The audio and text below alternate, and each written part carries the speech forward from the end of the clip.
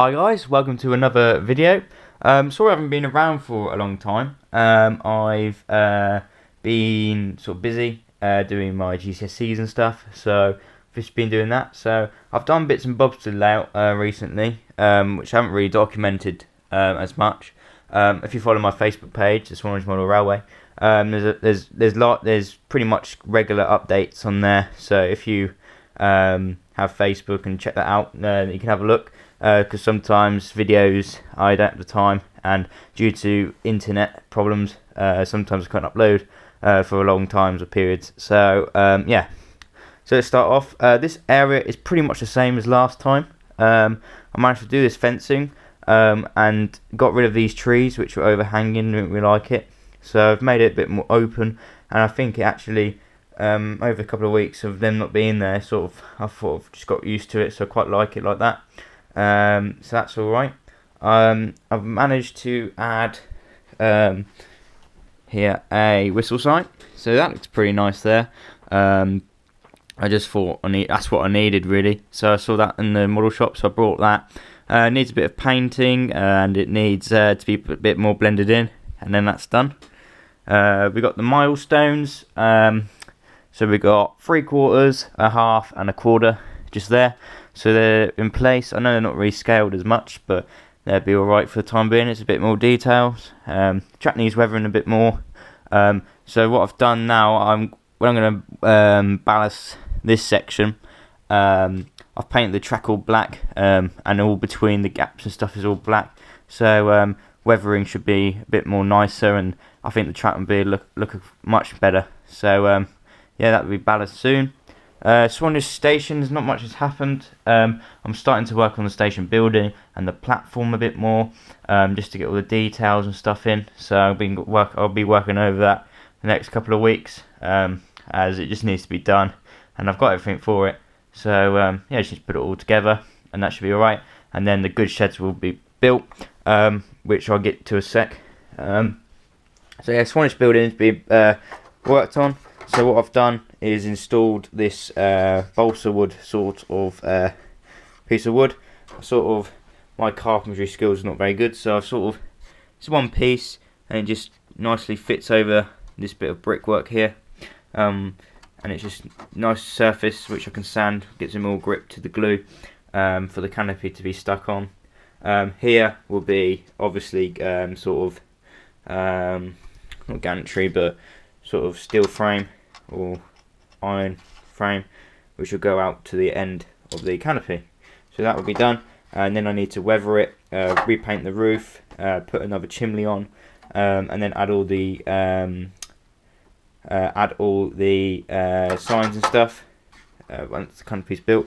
Probably need to retouch the front, as that's pretty much the colour scheme. I need to fix this bit here because it's come undone, but it's pretty rock solid. So yeah, it looks really good for the time being. So yeah, just little bits and bobs of details. So probably need to pop down to Swanage and get some more photos. So that's been worked on at the moment. Down here, you probably can't see. As you can see, I'm using the GoPro today because my camera is, well, my iPhone's buggered up again. So we've got a boiler being worked on. I don't really like it. It's too overscaled, if you know what I mean. It's a bit big, but it will do for the time being. So that's in the shed, and then I've got a boiler which needs another holder sort of thing, and just bits and bobs keep changing. The Pereri is now, the wheels aren't on it yet, but it's on sort of frames, just being held again on top of the track, so that looks a bit better. All the locos are there. For interior's back, I'm not selling it now, so it has no numbers or anything on it. It has no ID, so I'm gonna get some new transfers and stuff for it, and then that should be nice. I think I'm gonna base it on the Form at Swanage that's recently been rehauled and stuff, so that'd be nice.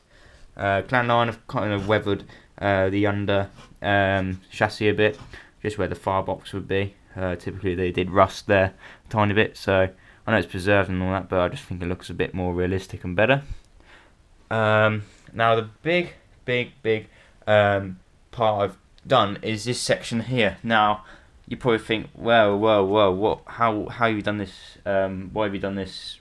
how.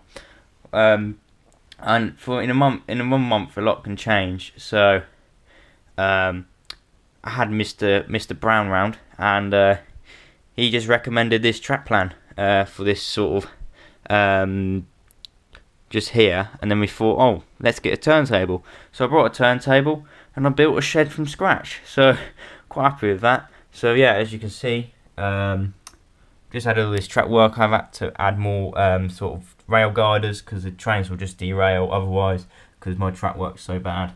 So I'm just a bit lazy, so just add gliders in. So yeah, looks pretty nice actually.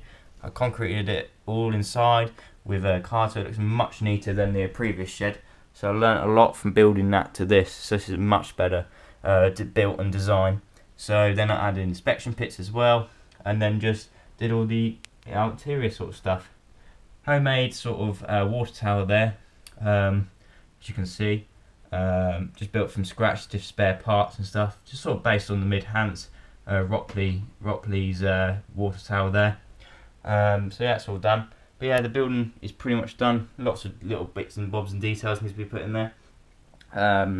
Reason I built it was, this is more like a loco sort of keeping shed with works and repairs, even being built. I know it's not, if you look at railways that actually do build locos, have much more machinery and stuff, and over the years I will build that up in there until it comes with all the stuff and all the welding and everything.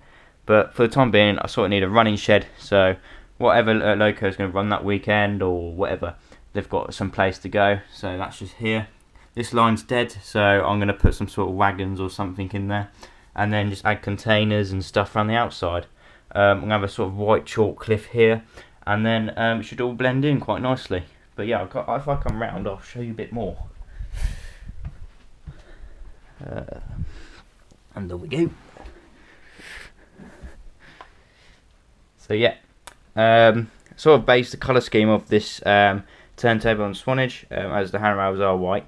But yeah, just added bits and bobs. Looks pretty groovy. And inside, it's all putting all the joints and stuff. Considered painting and stuff, so it's all painted really nice. So yeah, I've done all this area as well. Shunt limit with the phones on the side as well. As you can see. Yeah, it's just all looks really good. So I've done that, and then another project I've been working on, which you've probably seen in the shed, I haven't said much about, is a thumper. And previously to the news of the thumper being burnt down, I thought I'll quickly do this project and then get out and done with. So it's not going to run, it's not going to look all good, like look the best, but it's just something to have a bit more interesting in the sidings. So I did this.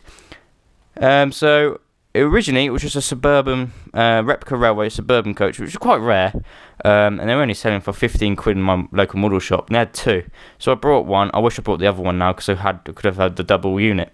But yeah, I just literally brought a class 419 body from a model toy fair, which is only about £9, and then I cut the front off, and it was ideal for the thumper. So yeah, so I just added little bits and bobs on the front from pictures and stuff, and I know it's not completely accurate or painted properly or anything, but once I'm going to weather it up and just make it look, you know, a bit more authentic, that needs sort of like repairing and stuff. So I would do another unit if I got time, but yeah, that's just been a long month project.